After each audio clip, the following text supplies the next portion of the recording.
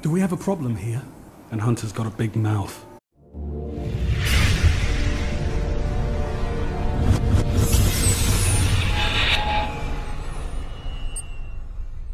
Let's get to it.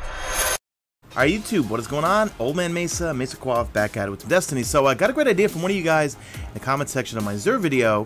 That was to go over each class's exotics and what I like about them, what I don't like about them. Because when I do my Xur videos, I kind of go through each one and talk about places I use them, places I don't use them, why I don't use them, why I use them. So we gotta do one for each class. So shout out to you, Adam. I tweeted out, should I do this, guys? Would it be a cool idea? And you guys unanimously said yes. So I'm gonna start with the ones that I use the most, and then we'll end with the ones that I almost never use. So first off, for PvE, I live by Obsidian Mine. Okay, so basic perks are increased grenade throw distance, increased super energy gained from killing minions of darkness, but the money is Nova Bomb kills reduced the cooldown time of your next Nova Bomb.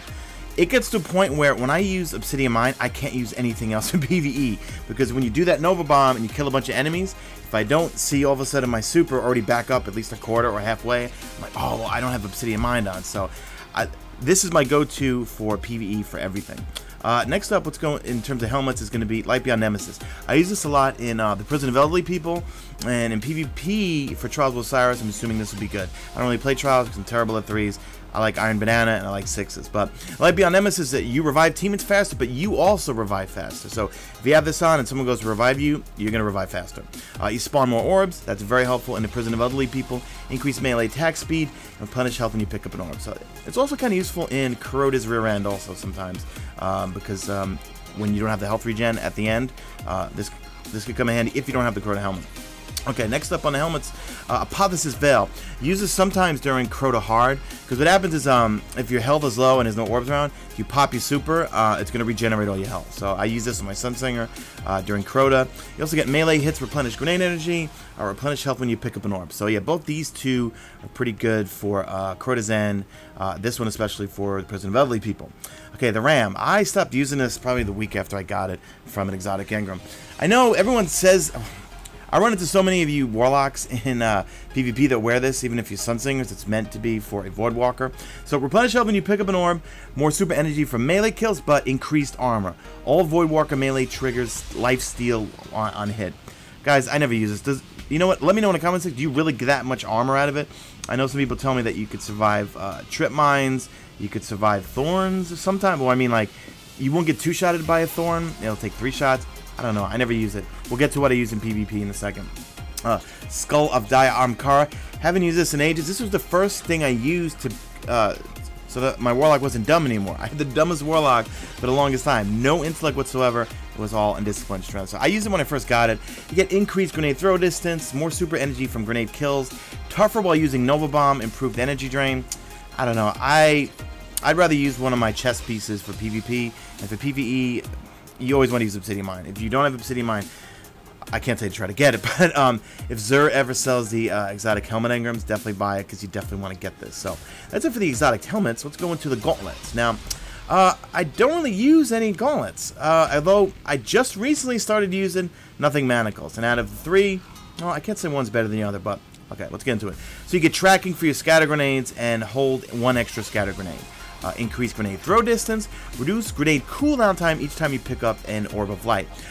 They kind of turn your scatter grenades into like mini Gallahorn rocket type of things. I don't know. That's what you guys described it in the comment section when you guys were selling me on it. It's kind of fun.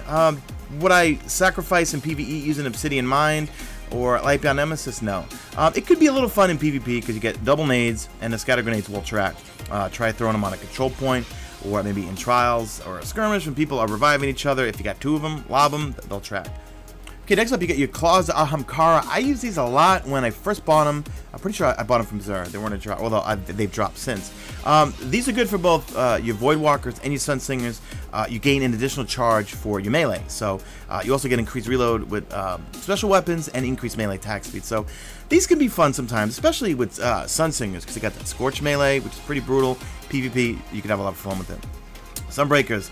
As you can tell, I still even haven't fully leveled them up. I never use these. I maybe used them when I first got them.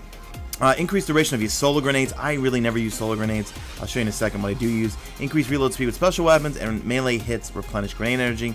When it comes to nades, I like to use the fireball nades, because I like how they track people in PvP, and they're good for taking out mobs in PvE. The fusion grenades are annoying because they feel like they have so much aim assist. Like, I get killed by them all the time. Probably should use them, but stupid me commits Mesa Lock and kills myself, especially if I, like in PvE, if I tag a thrall with it and that thrall charges me, and then I blow up. Alright, let's get into the chest pieces, okay? Hands down, my favorite for PvP is going to be Void Fang Vestments, okay? Because you get Enhanced Axiom Bolt, and you spawn in every time a grenade energy, and if you saw my annoying Warlock video, I use this also, it's cheesy, with my Sunsinger, because every time I die, I'll spawn in with grenade energy, and then when I finally have a super, then I'll switch over to Fart or Practice Fire. But when you combine Void Fang Vestments along with Annihilate, let's take a look here, you combine it with Annihilate, increase the size of explosions created by Nova Bomb and grenades. When you use Void Fang Vestments, when you don't use Void Fang Vestments, normally you get 2 Axiom Bolts to track.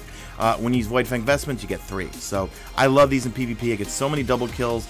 I get a lot of people that are one-shot with them. Definitely would use these in PvP. Don't use them ever in PvE, because remember, I'm always using Obsidian Mine. Okay, next favorite would be the Fart or Practice Fire.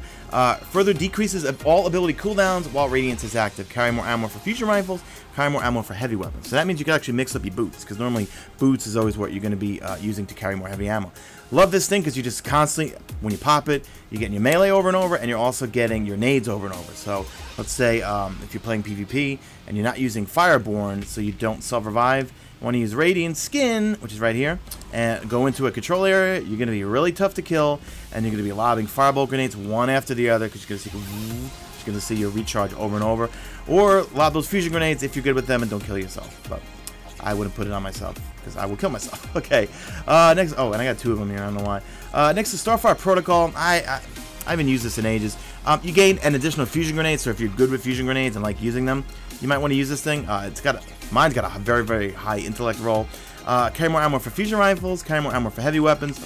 The key, the whole crux, no pun intended, with the gain an additional fusion grenade is it frees up this slot here. Normally I use Gift of the Sun to give me an additional nade. When you put on Starfire Protocol, you don't need that. So you could use something like Angel of Light, where you get a little bit more agility, and you could actually, if you hold down, if you aim down sight while you're in air, you float for a little bit. I never have found it very useful, except for, well, you'd probably be useful when one of the modifiers in a Prison of Elderly People, what is it, airborne or grounded? One or the other. No, it should be airborne, where you do more damage with airborne. I'm so used to it because in Skolas, one of the rounds is always airborne and grounded, so you makes no sense to go up in the air. Touch of Flame, all grenades ignite enemies, causing damage over time. Okay. Lastly, what else? Okay, lastly, I don't like these. A lot of you guys in the comments section do. Purification robes. I know, Purify robes. I don't like these. I tested them. I've had a few people pop these in front of me in PvP.